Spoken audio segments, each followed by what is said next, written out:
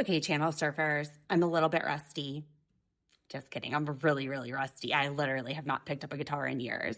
I asked my husband, who's a musician, to do a cover of Dylan's song, but he wouldn't be available till 3. So I came up with my own rendition, and my dog is, he hates it and he's deaf. We'll just put it that way. So me and Jimmy Buffett, rendition of Dylan's song. My heart was jumping around like a roo when I first laid eyes on you. Never thought I would fall in love fast. I gave you a ring, but it didn't last. From the outback to the ocean, I promise that we'll never spend a minute apart. Some people claim I've got emotions to blame, but I know I'll be gentle with your heart.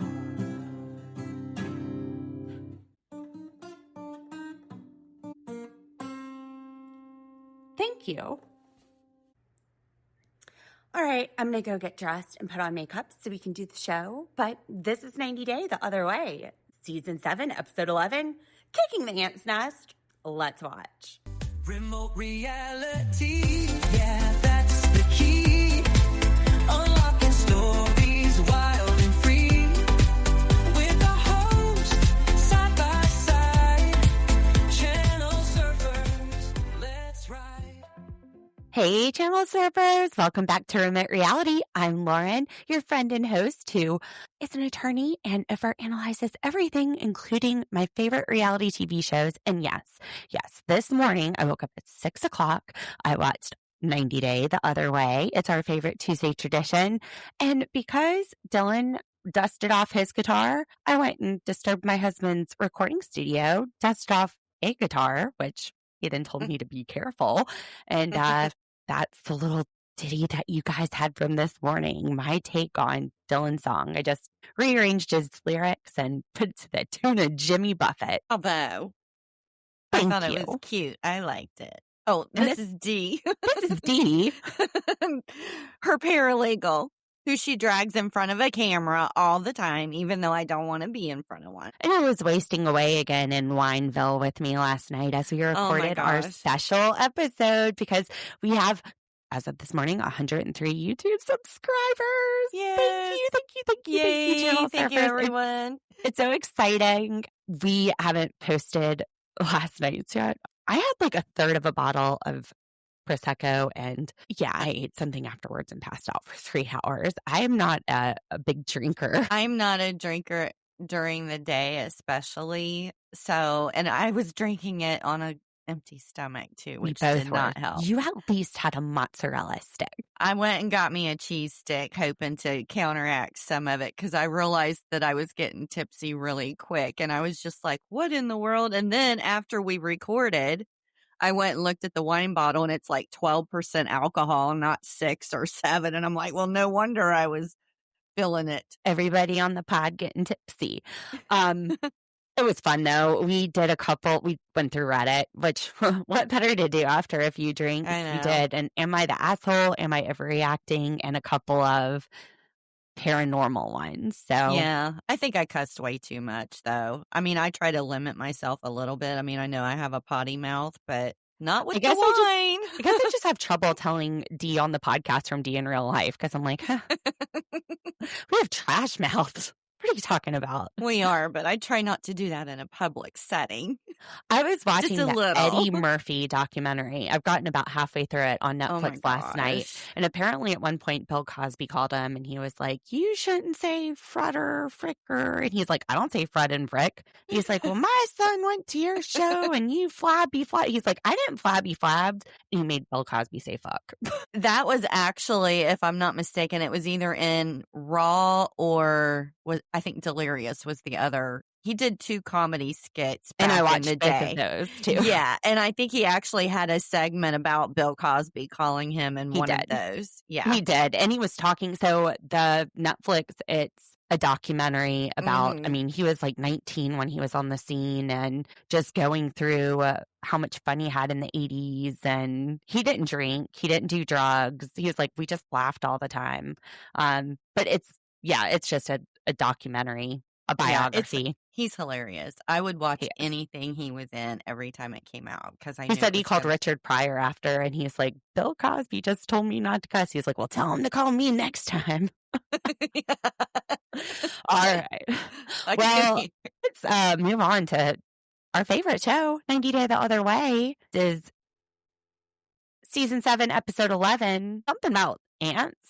don't kick Kick the an ant pile. nest. Ant nest. We call them ant hills here, but apparently they're called nest somewhere else. I don't know. What do you think it meant? If we look at this episode overall, who was kicking an ant's nest? I think Sumit was with Johny, to be honest. I think there was probably a little bit of ant kicking in all of them.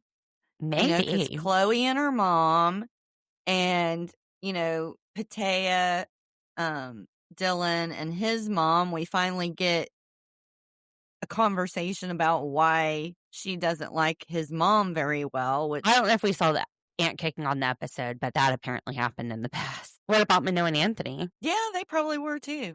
All right, well, let's get into it. Let's go couple by couple. Okay, sounds good.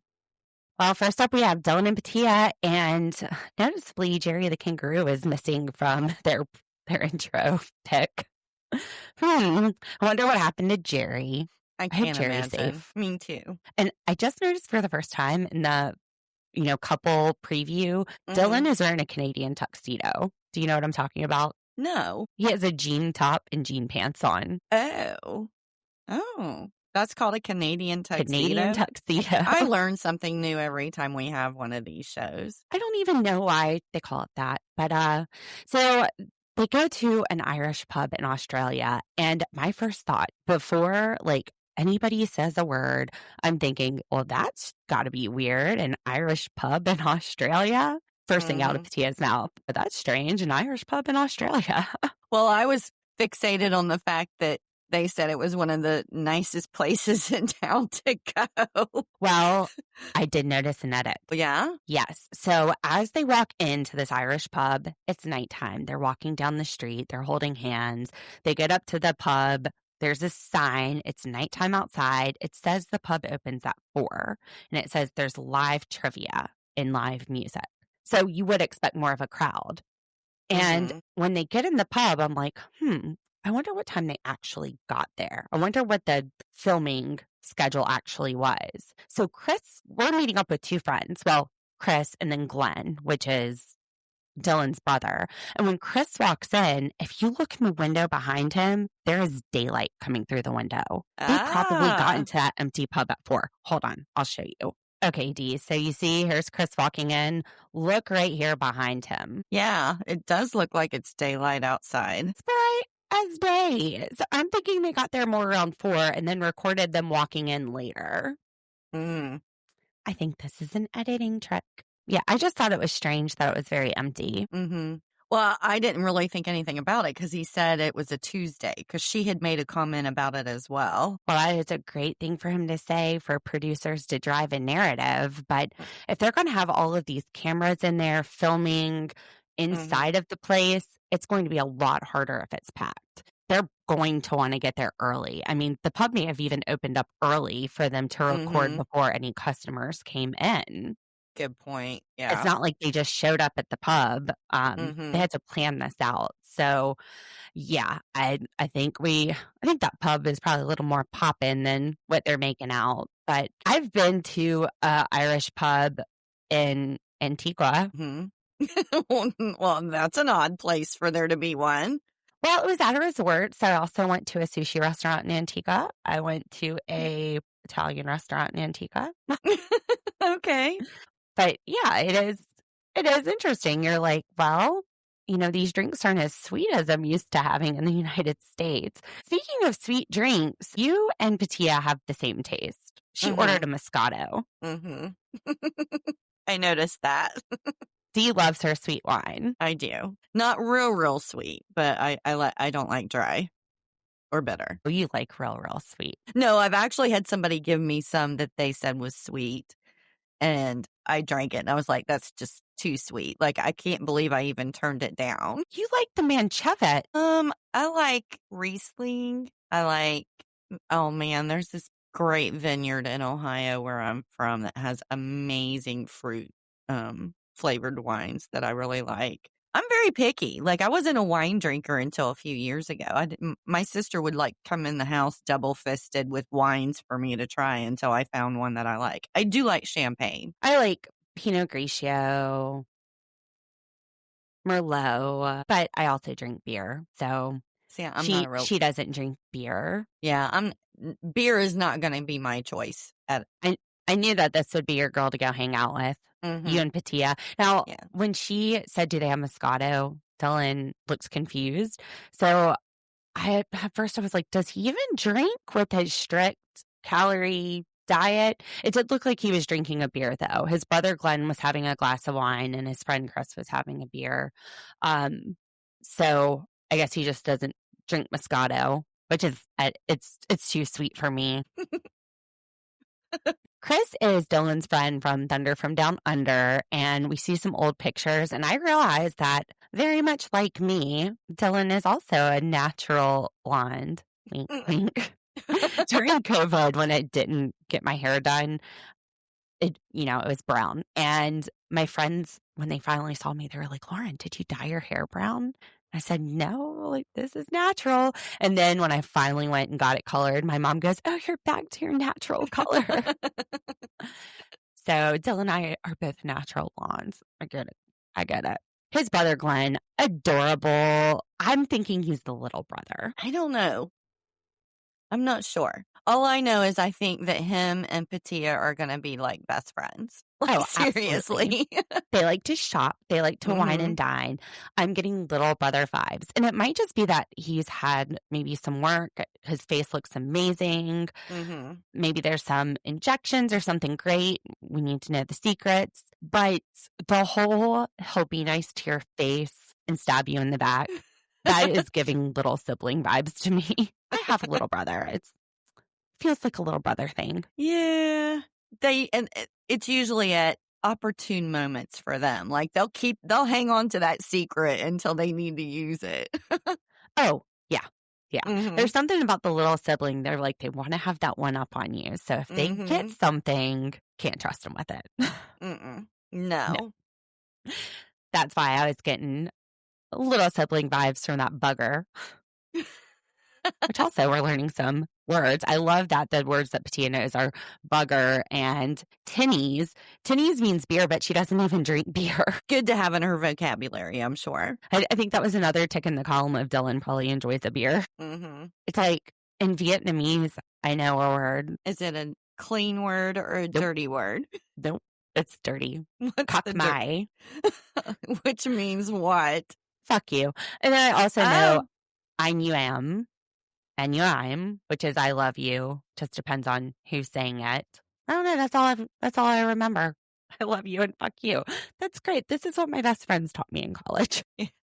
I was going to say when we were kids, it was like we wouldn't pay any attention. But if somebody told you a cuss word in a foreign language, you learned it like immediately. I know cheers in Japanese. Kampai. And konnichiwa, hi. See, I know the important stuff. It sounds like a universal language.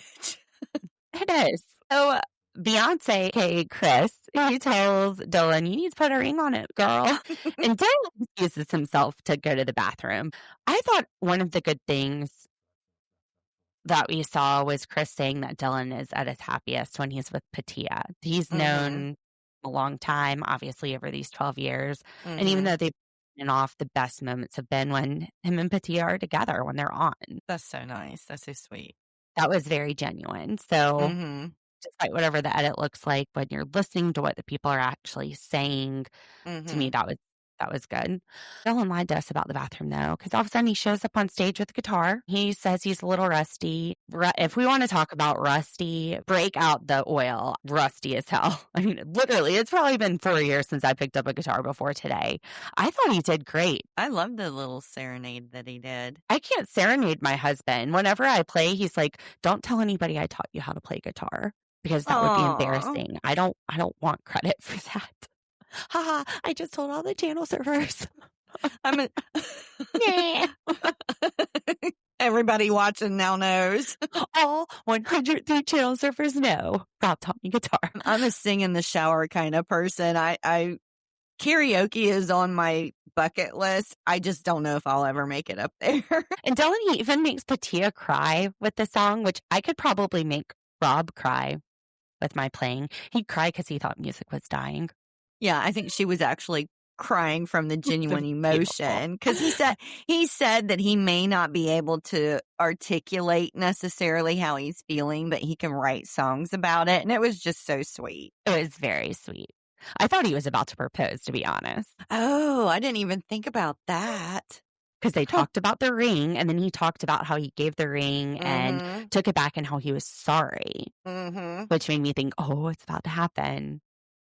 His brother's there, but maybe he wants mom there too. Yeah. Now, when he sings, he almost has an American accent. It sounded what a lot of singers have a very American accent when they sing, but it was Isn't that sounded interesting? yeah, but it sounded very country to me. Like it could have been a country song. That was the vibe I was getting from it. Maybe it was the jeans and the acoustic. Well, you don't really listen a lot to country music, do you? No, Yeah, that's why. I don't listen a lot to music. Oh, I love music. I have music playing all the time. When I do, it's usually I just go right back to the early 2000s hip hop R&B, and I'm stuck there listening to Juvenile and Lil Wayne in the early days. So the second part, we come back to Dylan and Pattiya, and they're going to Dylan's mom's house, which, oh my gosh, that scene was beautiful. That What lake, a view. I feel it. Yes. And, you know, when we saw it when they were driving, but then to realize that it's also from her house, that was the view she had from her Yes. house as well. And When all you of go those inside, oh, it's just like you're just water. stunning. It's just 360 it. Well, sun- not 360. yeah, it was 180, stunning. whatever. Angles. It was stunning. Now, Are you sure apparently- you haven't drank any wine today? I'm just on water and cold meds. Okay. I think the champagne fucked me up a little bit being on those cold meds, let's be honest. That's probably why you passed out. It was rough, y'all. I did it for the channel surfers. Mm-hmm. So Dylan says that he goes swimming in the lake with the crocodiles, and Pattiya's worried about his choo-choo. That's what she meant. The train is coming in the station. Choo, choo. Oh my gosh, it reminds me of this meme. Have you seen that meme where this train is trying to get into a cave and it's a really tight cave hole and it keeps shoving in? No. You're going to stop and show me, aren't you? Yep.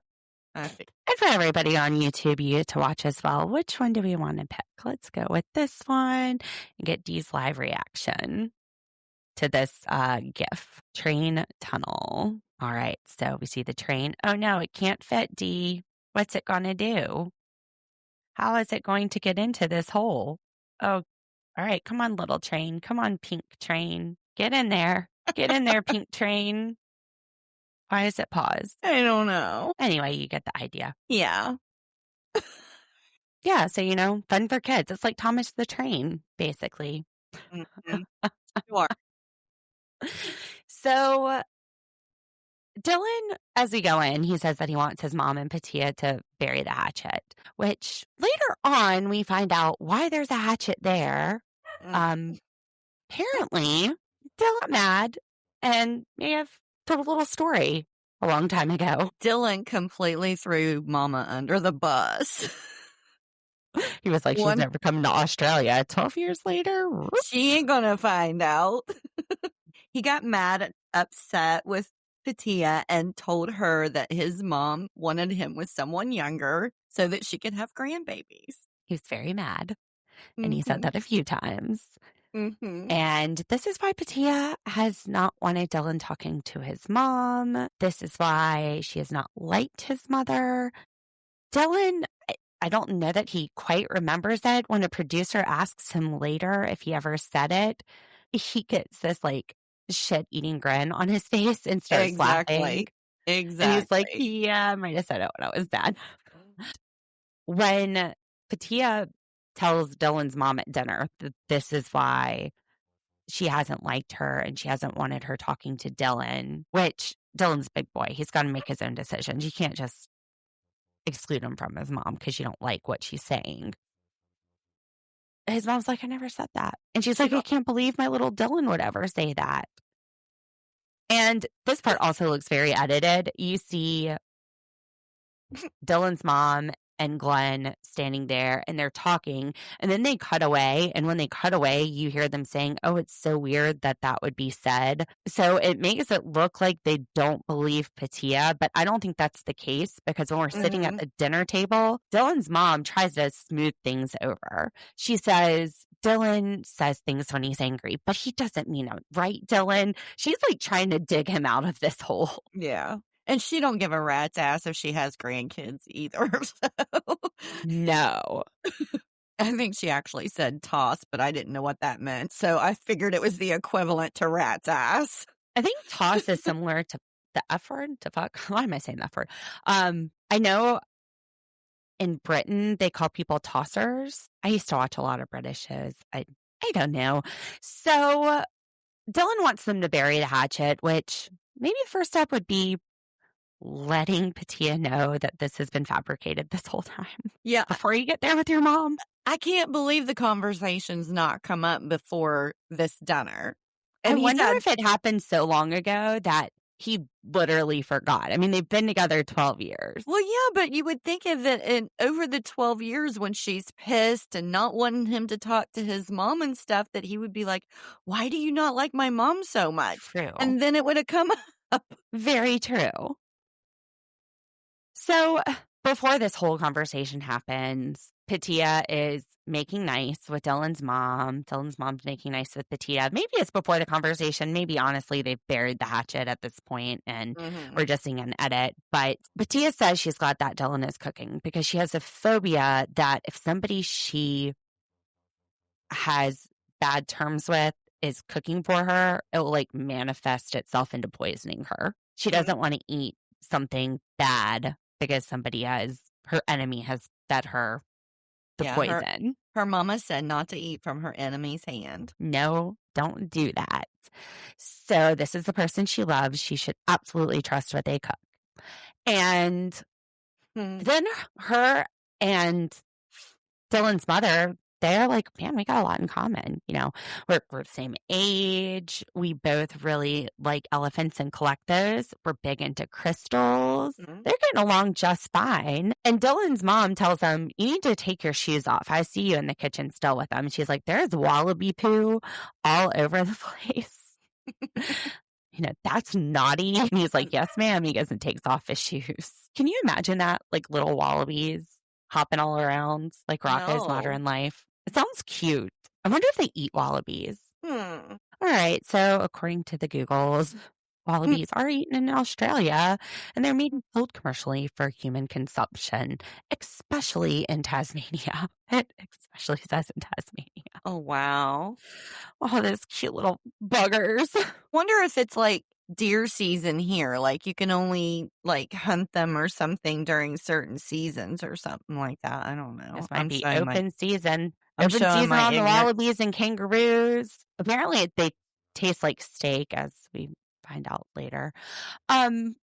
So he takes off his shoes with the wallaby poo, and Dylan is saying they need to stop pussyfooting around. Stop pussyfooting around. That sounds like some old man. You youngins better stop pussyfooting around. Gonna knock something over and your grandma's gonna wallop you with a switch. Are we going back to my childhood trauma? And they sit down at the table to have what looks like an amazingly delicious meal. There's sausage. It looks like there are red peppers. Tia sinks her teeth into this tender meat. And she's like, oh, this is very good. And then Dylan and his brother are like, oh, Mom, you got something on your face. Let's In wipe her it hair. off. Yeah. She says, I hope it's not kangaroo. The shock. The peaceful reaction to that Pattiya had. Mhm. Because I'd have hopped right across that table, I would have been like, oh, no, you didn't. put someone in my pouch and walloped them. Mm-hmm. She's like, you told me you would not feed me this. And he said knew he had to sneak it by her. Because he knew she wouldn't eat it. No. And I don't think she ate it afterwards. I don't know. She was sitting there like eating bread after that. Yeah, I She's wouldn't like, I'm have going to stick either. with the non-meat items now and never trust you again. Look at me. I just became a vegetarian. Yeah. Fish is safe. Just eat fish. We're just going with the fish from now on. No more mystery meat. Thank you. Mhm. Oh, poor Jerry. Poor Jerry the kangaroo. Like every time she sees him now, she's going to think, I eat you. I'm sorry, she says. Sorry. So we get into the conversation we talked about where Dylan is saying he never told his mom or told Pattiya that his mom said that she was too old for him. He's like, no, I didn't say that. The face he's giving her, though, it's almost like he's messing around with her and trying to keep a serious face. And then she's like, liar, liar, pants on the floor.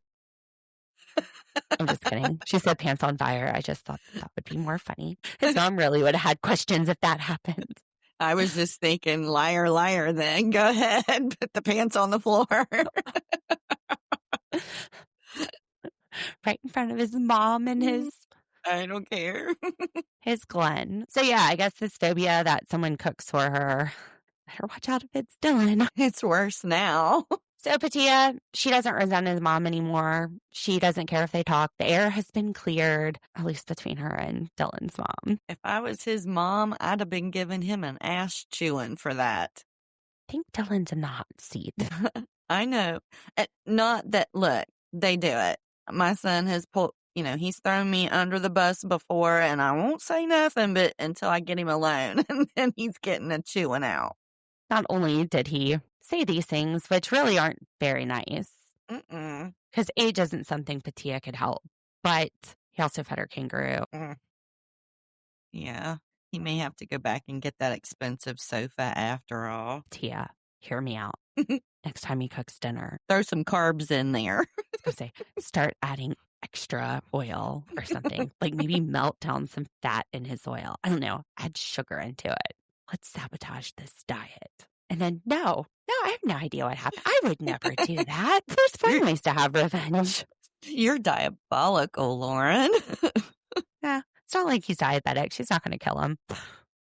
Can't do it to me, though. Shit, that's cruel. Just a thought. All right. Next up, Manon and Anthony. I loved this French-English rap that they played at the beginning of the segment. I want to know what that song was. It had a good beat. We could probably go find it on the soundtrack for the show, maybe. Yeah, I'm too lazy to do that. Okay. But if you want to tell me later, that'd be fine. It was good. I also noticed in Manon and Anthony's intro segments, they're always matching. So, like, where she's wearing the striped dress with the red beret, he's wearing the striped shirt with jeans. Where she's wearing that purple dress, he's wearing a purple shirt. So I thought that was very cute that they match on everything. I was thinking it was very French looking. That they match? No, the outfits, the stripes, the beret, all of that stuff. It just looked very French. Like if you see Very French movies, stereotypical French. yeah, if you see any movies or anything like that, they're always wearing those kind of outfits. They are. Gotta love pulling those stereotypes.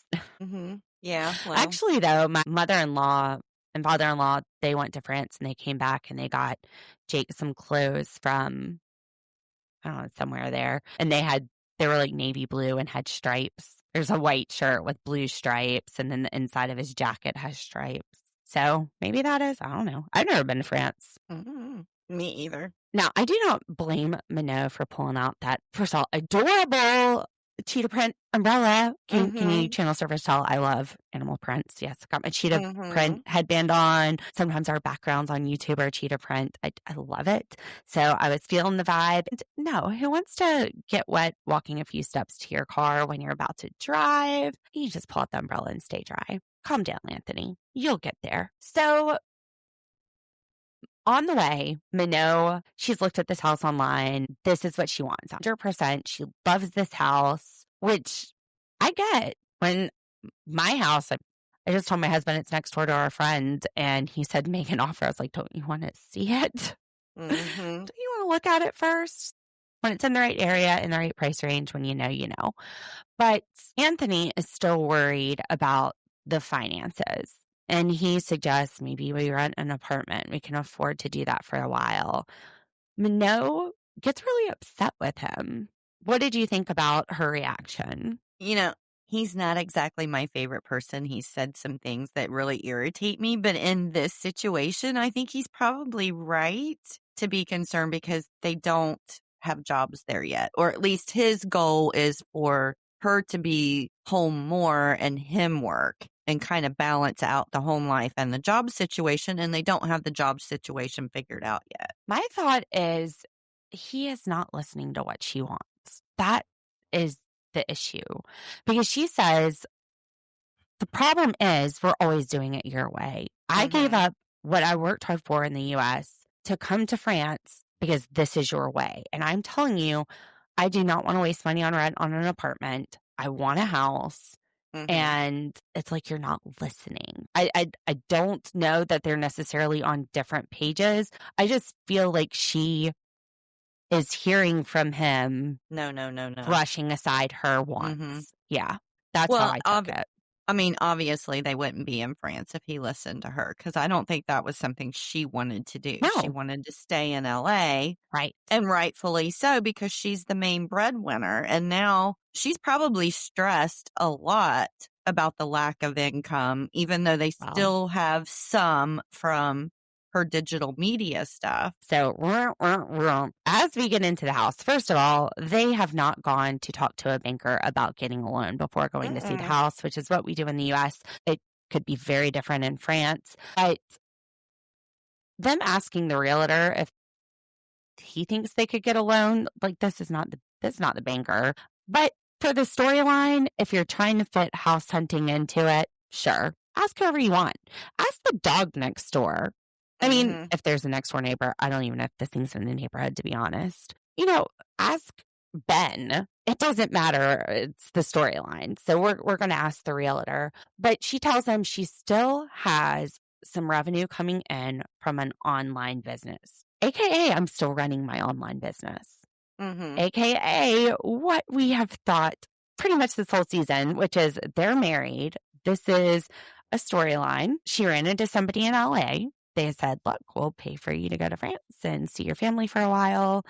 They were planning on selling their house anyway, maybe, and downsizing. And they took this opportunity and they're still running their business from France and could very well come back or stay there. But the whole thing was she was supposed to give that up in the move. And I think we just have a storyline playing out here. Also, we're talking about them putting about a third of the payment down. So we're talking about financing $220,000. That's not just a little bit of residual income. That's qualifying you for that. She's got to have some money coming in for a bank to loan that. Yeah. And the realtor tells her what she lets him know how much she has to put down, that he doesn't think it's going to be an issue. But let me tell you about the problems here. Right. But what you put down, I'm sorry, you could go put a third of it down. If you're only making $1,000 a month in residual income, you're not getting that loan on $12,000 a year gross.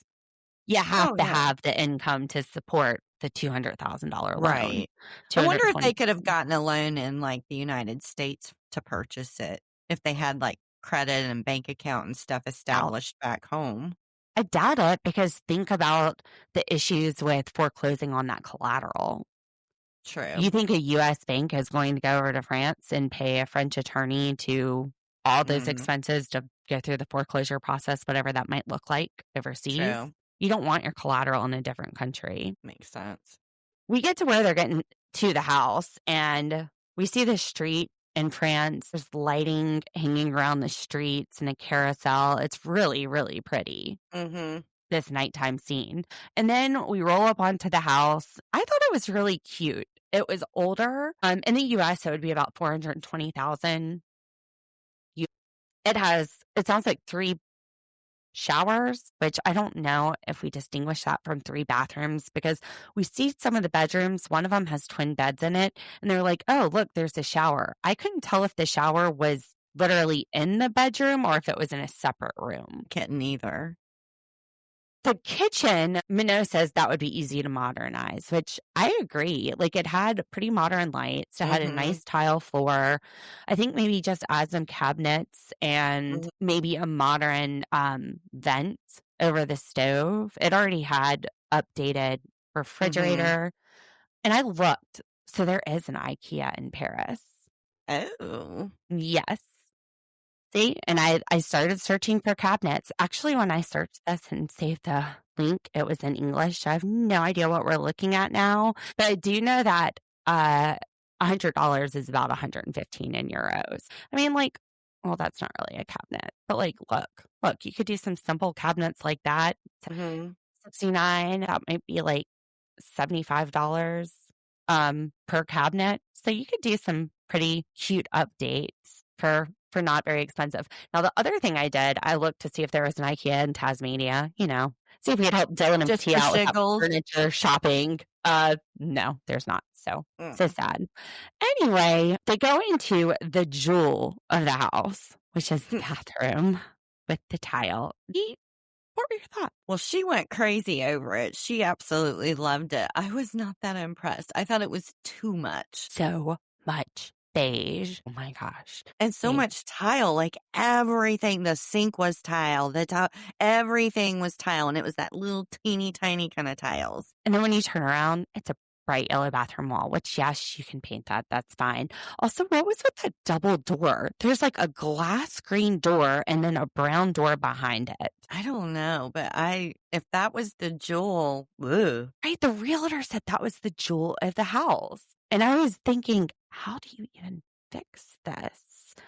Wow. I wasn't a fan. Somebody had tried to modernize it. If you looked at the faucets on the tub and the sink, somebody had updated the faucets, but it was not my cup of tea. Now, I did like the orange walls when you walk in. I thought that pop-up orange was really cool. I'm much more neutral. I'm not a color person. I'm more neutral. Again, paint can be fixed. I did think that was kind of neat, though. And then we see a little bedroom with bunk beds, which she says she can use as an office. Bedroom, they're looking at it. It looks like it has a patio. And it's nighttime, so you can't really see what the patio looks over onto. But apparently they like to be naked a lot. And she's like, oh, we could just go out here naked with our cup of coffee and listen to the birds. And I'm just like, I hope the neighbors aren't out there. I hope Ben's not swimming in the pool. She mentioned being naked several times. And then they go downstairs and she's like, oh, we could go naked into the pool. And I was like, yeah, nobody will see you except the airplanes, which when we had a pool in our last house, it was right by the airport. So the few times we did venture out there naked, I was like, you know what? We're giving a show. Welcome to Charleston. Can see us overhead. One thing I would worry about, though, is a pool with Ben as young as he is. That's one of the reasons we moved and didn't want a pool. It can be so dangerous with kids. Yeah. We even put fences up and different things to try to prevent it, but Rob's anxiety was too much over it. So it did have a hot tub as well. What are your thoughts on the house? I didn't see it being worth what they were asking. For sure. But I don't know what real estate cost in France, so I wasn't that impressed with it, especially once the realtor started talking about the issues that the house had, which was not a small issue. This is a huge issue. The fact that there's asbestos in the roof. So the roof is basically like $40,000 of repairs to get the asbestos out. And of course, the seller's willing to knock that off the price, but No, that's huge. no. Mm-mm. The realtor said, this house is perfect. There is asbestos. Okay, that's not perfect. This is some dangerous stuff. There were so many lawsuits over asbestos causing lung cancer. The law school I went to still had asbestos in some of the upstairs, like attic areas, and you would see signs that's like, do not go past this point. And I remember in torts, our professor was teaching us. He's like, oh, so basically today I'm teaching you how to sue the school later when you get lung cancer. And when you take it out, there's all these environmental factors you have to watch out for because it's such little fibers that it can get into the air. I was thinking, hell no, you're not just knocking 40 to 45 off. Fine, I'm going to get somebody to come in and tell me what the quote is for this. And you're going to knock off more because you're not going to be able to live in this house until That's it's done. clear. Yeah. So you're buying a house you can't live in. And Manon does tell Anthony, I'm glad that you're this way and that you're on me because as much as I like this house, it has asbestos and we need to keep looking. So we're seeing their opposite sides are actually working out together here. For once. He's trying to keep her grounded to reality and who knows? She might have gotten super excited and jumped in and bought an asbestos house. I thought it was funny. He told her not to get too excited. She goes, I wasn't getting excited. And then you see her like hopping around the house from the edit, really excited. And she goes, look, I'm the queen of networking. Who doesn't have any friends? And Anthony goes, no, I have a little companion now. His name is Ben. And she goes, he doesn't even talk. He goes, he talks to me. To me. That was so funny. Yeah, you usually don't want to tip your hand and let them see how excited you are about buying a house or a car or anything like that because you want to be able to negotiate. And she thought the opposite. Well, no, they need to know I'm excited that I want to get it. Well, I thought maybe they were doing a good cop, bad cop where he was like not interested, but she was interested. Oh, yeah. I didn't even think about that. That would be a good take on it. Well, I have this couple. The wife really loves it, but the husband, I'm not so sure. Remember when Rob wanted to get a car? So I went to go look for a car with him, and neither of us were excited about this car. I wasn't excited to be car shopping in the first place. I was like, I don't want a car. I don't want to waste money on a car. I'd rather have our money sitting in there, earning interest, not in a depreciating asset. And Rob was just excited that I was going, but the car we looked at, he was not excited about. The only one that was excited was Jake, which he was just happy to be out of the house. But I guess the people thought we were playing hard to get. I was like, no. Wait, we want to leave. Yeah, step aside. But Manon has to give a reality check here to Anthony. Money's just not falling out of the sky every month. They aren't rich. They have to make money. And he can't speak English, which I think we had that conversation before they moved there. I think we had the exact same concern. But I guess she just had to break down and do what he wanted to do because he wouldn't take no for an answer. And now he has to see it the hard way. But I was thinking, he said he could talk to kids to teach them English. What about, could he be a garbage man? Or a truck driver? Or a dishwasher? I think anything that you wouldn't need to necessarily know the English, the language would be okay. Not only that, there's a lot of apps and stuff that'll translate stuff that would at least get you by enough to communicate on a job if it wasn't with the public necessarily. Yeah. Maybe. That's going to take time. And also, she says, I know French culture and everything. They might not want somebody who isn't French. Right. But that's the point she's trying to make. By the time he learns the French and everything and gets a job, it's much easier because she knows the language. She knows the economy. She's saying that she wants to work and he's butting heads with her to live over with it. their parents forever, I guess, and not work. Yeah. Doesn't sound like a solution. No. She's not being harsh. She's being realistic. No. Very. Yeah. She's being. Jenny and Sumit, what are your takeaways? Oh my gosh. Every time I watch Jenny, it just, It reminds me of like a Three Stooges skit.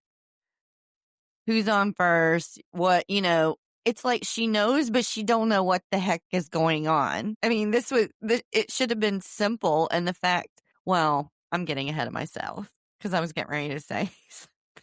Well, tell me your thought. The fact that it took the customer to tell her that the coffee machine needed to be plugged in was classic. Just classic Johny. Yeah. So Johny is making coffee and they get their first customer and she can't make the coffee. No. And they lose She can't find the milk. She can't find the milk. Now, I think that was edited because every time you see her bending over saying, "Where's the milk?" the front part of the store is cut out. You never see her back away from the coffee maker in the same frame as the customer. All of the frames where she's with the customer, she's up there facing him. And when he comes up, it looks like she immediately starts to try to figure things out. But she calls over Sumit's dad and she calls over eventually Sumit, and the three of them, the customer is finally like, plug it in. Have you checked to see if it's got electricity going to it? But Sumit has to be the worst manager ever. Oh, gosh. He says, stay busy, find something to do. So he's not even Don't be idle. directing the operations. Mm-hmm. And then his mom tells Johny to get on the coffee, which it sounds like Sumit didn't even do a run through with her. Like nobody even checked to make sure it was plugged in. Yeah. I think his sister-in-law actually showed Johny how to work the machine. But that morning before the customer, there was no plugging it in, running it through to make sure that everybody knew how to run it or work it or anything like that. Now, assuming this isn't just the edit, they haven't even figured out where the milk is and set up the cups and stuff before opening the thing. But again, I think we are seeing them set up before everything got started. This is also a college town. This kid has somewhere to go. Mm-hmm. He's in a hurry. He can't wait. Someone needs to fire Sumit as manager. Maybe Johny needs to be the manager. So Johny says that they're renting this equipment and only the Starbucks have it.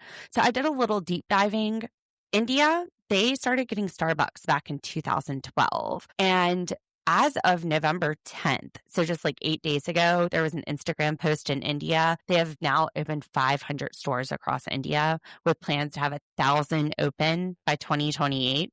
So it does look like cappuccinos and espresso are a growing industry there. It sounds like a good business to get into. Right now, they have a special for their 500 store. This is per their Instagram. For a little under $6, you get the giant chocolate chip cookie. So it's like a chocolate cookie with 3 big chocolate chips in the middle. And you get a tall drink, like whatever it is that you want that's tall, which that's pretty good deal. So that's for the 500 stores. You had my attention with that cookie. The chocolate cookie. Now, they have paired with a company called Tata. So it's Tata Starbucks. Tatas. Speaking of Tatas, the Starbucks in India also is working for women's equality. They even have some all women run stores to promote gender pay equity, and it's recognized as a great place for women to work. Even in the U.S., I think the Starbucks are supposed to be good places to work. Like, I think they help with college tuition, if I'm not mistaken. I don't know. I don't drink coffee, so I rarely go in there. Well, they have tea as well. I have a girlfriend that loves collecting their state cups. So the only time I've gone in is when she would ask me when traveling to see if I could go in and get one of the state cups for her. Now, it also says that they take environmental initiatives like recyclable packaging across its India stores. They do that here as well. Like in Charleston and on the coast of South Carolina, one of our concerns are plastic straws and turtles. The sea turtles. So here they have paper straws, but they've also started serving strawless cups that just have a bigger mouthpiece. Nice. So I thought that was interesting, but also I thought that indicates a growing business. People are enjoying the coffee. Since 2012, they've opened up 500 stores with, in the next 3 years, doubling that. Right. So and I think the coffee was actually Johny's idea in the store. Yeah. In the restaurant, cafe, whatever. So my idea was also to serve the cookies and everything, but they're going all out with potato rolls and Johny spaghetti. Which, why don't we have Johny on the spaghetti? I got questions. I saw it on the menu. Why isn't Johny on the spaghetti? So Sumit, this awesome manager Sumit, He goes up to Johny and tells her she can do more, which is a real bad way to approach your wife. Absolutely. And she lets him have it. What do you mean? You guys were giving away food last night. You know what I can do? I can go home. Mm-hmm. Sumit, what are you doing? I haven't seen Sumit doing anything except pulling his hair back and walking around telling people to stay busy. Or yell at them about getting the water from the bathroom. Right? Like, I think, like you said, Johny would be a much better manager here. Honestly, it looks like Sumit's dad and mom are managing this because his dad was like, shouldn't you have practiced this with her? His mom is telling her to go do the coffee. Mm-hmm. What is Sumit doing? I don't know. I was going to say looking pretty, but I don't think he can do that either. Oh, what are all these? Oh, I think he's cute. What are He's all these people cute. doing Pretty. to stay busy if they have no customers? Good point. I think there's too many cooks in this kitchen from a figurative standpoint as well. We've got too many managers managing the place. Sumit is worried because the family's finally getting along. So when his family is like, damn, Johny just lost our first customer, he starts defending her. This is why you got to be careful with friends and family in business. Mm-hmm. Yeah, I don't know that I would want to be in business with my family. This is why they warn against it. It might be better to let Johny go home and play her words with friends and or you just whatever the hell bring she home does. the bacon. Yeah. Johny and Chloe, what did you think? Oh my gosh. If my daughters talked to me the way that that girl talked to her mother, I would be furious. What do you mean? She's just very I can't even say the word. Exacerbated. Yes, with her mother. Thank you. Well, I would be annoyed with her mom too. Her mom shows up 4 days after she's moved there and is like, why haven't you done this? Why haven't you done that? Why haven't you figured out everything? You have been here for 4 days. Forget unpacking. You should have all of this stuff in order. It's crazy. Well, when you say it like that, yes. But I'm the kind of person that believes that she should have had a lot of that stuff figured out before she moved. But she's trying to explain to her mom how it works. Like she's supposed to get a job before she moves. No, but I mean, some of the other stuff, she doesn't have transportation. So she needs transportation to get to work. 4 days. Yeah. And she's already looking for transportation. I wouldn't even be unpacked. But she's after 4 days. realized really quickly that she can't afford the transportation down there. And she says it's time to go to plan B. She accepts that buying a car is not plan A. I think mom is just being a mom. And I think she's pointing out things that more than likely her daughter does not usually think about. I think mama is trying to get them to go back to Boston. Well, I think that too, obviously. I think she is trying to make it seem harder than it actually is. She's sitting there not listening. Chloe's trying to tell her, look, like I'll get a job. The employer pays us. Oh, I didn't realize it would be that expensive. Well, it's the employer pays that for the work visa. And then she starts telling her about the partner visa. And her mom, she's like, you're not even listening to me. And I mean, this is not legal advice. This is Google, but usually you have to have a specific visa to work. Like having some other type of visa doesn't include working. And it seems like when you go to Aruba, you need 2 visas. You need a residence visa and a work visa. An alternate for the residence visa is the partnership visa, where you're in a long-term partnership with somebody, you live together. So that's what they were talking about, that part. So she needs actually 2 different things. She needs to be able to work, but she also needs either the resident or the partnership. Gotcha. And that's probably why her mom was saying there's a lot more paperwork than I figured. It's not easy though. Like, honestly, this is probably more simple than it is in the U.S. People are like, oh, it's so easy, do everything by the books. It's not. It's not even easy in Aruba. This is a lot of shit. And when she's in Aruba, basically in America, you can go there for 90 days without needing a visa. Like you can work from a different location. So she could do like work abroad for her mom for 90 days while she's there. But after 90 days, she has to leave the country and then come back.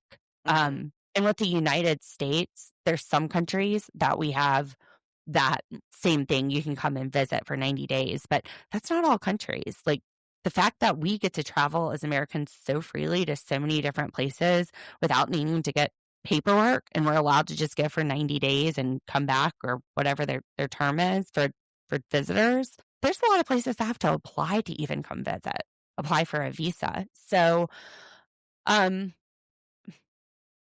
yeah, Chloe's mom, Chloe's doing a lot here. I think she's moving in. You're showing up 4 days later. Now she's entertaining you. So while you're there, it's not like she has time to go over to these offices, and necessarily do everything that she needs to do. She's also filming the show while she's there. So, and the fact that she already knows, she needs to figure out this paperwork plus this paperwork, that's some progress. Mm-hmm. So I don't think she's doing nothing. She does realize the car's too expensive and she's looking at plan B. And Johny says, well, why don't we bring your car over? And mom says, nope, not paying for anything unless you guys move to Boston, which Johny says in the ITMs, that's good that her mom's going to stop paying for things because Chloe doesn't know what it's like to live in the real world. And let's be honest, her mom's sitting there saying she needs reassurance. She doesn't need reassurance. What's the worst thing that's going to happen? Things don't work out and you pay for her to come back? Well, I think she was just wanting her to be more specific about what her plan was. She's thinking that she doesn't have a plan because she's like, okay, plan A doesn't work, have to move to plan B, but she's not really giving her any specifics of what she's planning on doing. So what's the worst case scenario? Well, I don't know. I'm just talking from a mom's point of view. I mean, you want your kids to be aware of everything that can go wrong, and then you want them to let you know that, okay, I got it. I understand that. This is what I'm doing. There's a difference between being aware of what could go wrong, though, and saying, I need more of a plan from you. I need you to reassure me that everything's going to be fine. This is your adult child who is moving with potentially their fiance. It's her adult child who doesn't act like an adult very often. What's the worst that's going to happen? Well, I don't know. I'm He's a tough paying the love kind of bills. person. I'm a tough love kind of person. Just Right. throw them out there and see if they sink or swim. So, but some He's moms paying are the helicopter bills. moms. I think she's just wanting her own feelings placated in some way. I'd be frustrated if I was Chloe too. Because again, it's the same thing. Chloe didn't seem that frustrated about having to take cold showers. She's like, Mom, it's not that bad. It's lukewarm. And her mom's like, oh, I couldn't deal with this. It has to be 87 degrees. Now, again, I'm sure the producers are sitting there saying, ham it up. And I have a feeling that Chloe and her mom like to do the dramatic, and I think they enjoy placating the producers. I think they like the acting part of this. I think when the producers say, show us what you got, they're like, I'll show you. Let's do it. yeah, Hollywood, here I come. I think a lot of it is just for the show. I have no doubt in my mind that mom would pay for anything that she needed if she doesn't get things that she needs or wants. But what is she? Let's say she doesn't have a job. Johny is supporting her. She's living at Johnny's house. Johnny is paying for his food. Then mom will probably pay for that expensive makeup and shampoo and stuff and soap that she wants. Or you just let the girl use some bar soap and not chastise her about bar soap when you go there. That's what I would do, but I think this mom in reality would pay for whatever she wanted. Now, here's the other thing. Why don't you just sell the car in the U.S. and buy a car in Aruba? That car's just going to sit there and not be driven and depreciate. Battery's going to run out because you're not driving it. Sell the dang car in the U.S. and buy one in Aruba. I wonder how much it would cost to ship it.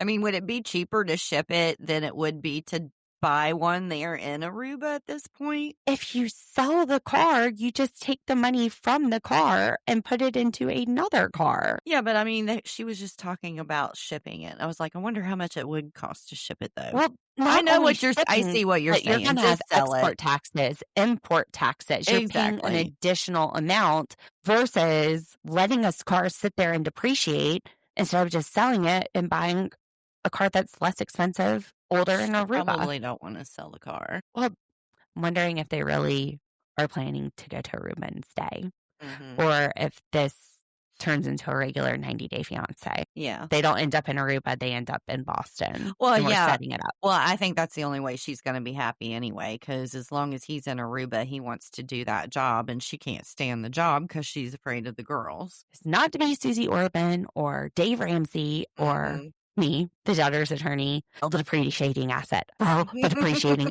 and just get what you need. And there we have it. 90-Day, the other way. Do you have anything else to say? No. All right, Channel Surfers. Well, thank you for listening. Make sure you like and subscribe. And I will be dropping our 100th subscriber episode at some point later this week. I'm so Gotta take embarrassed. some time to edit. I'm not even going to watch it. I think it was funny. Okay, if we got too intoxicated, we will just redo something and not be drinking. I swear, Dee only had like 2. I don't want it out there. I 1.5. got grandbabies. I don't want it out there with me. Like, all right, we won't publish it unless it's approved by Dee, but we will get you out a 100 episode. We'll see what it is. Maybe we should drop the Mama C one that she doesn't want us to publish. that would be hilarious. I think we need to, if we hit 500, I'll drop it. More people to say it. No, that's even worse. Okay, I don't know if I can promise that. We'll work on her at Thanksgiving.